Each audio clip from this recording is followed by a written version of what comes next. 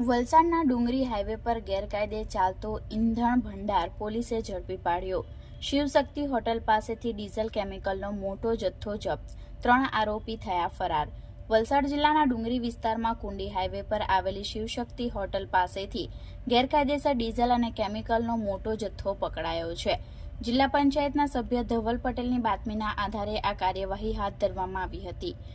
Diesel, petrol અને કેમિકલની ગેરકાયદેસર હેરાફેરીની માહિતી મળતા ધવલ પટેલ અને ગામના યુવાનો ઘટના સ્થળે પહોંચ્યા હતા।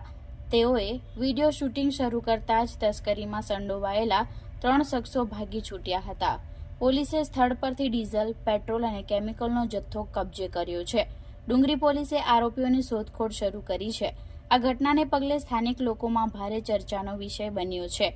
લોકોએ ટ્રાન્સપોર્ટ અને ઈંધણના ગેરકાયદેસર વેપાર સામે કડક કાર્યવાહીની માંગ કરી છે।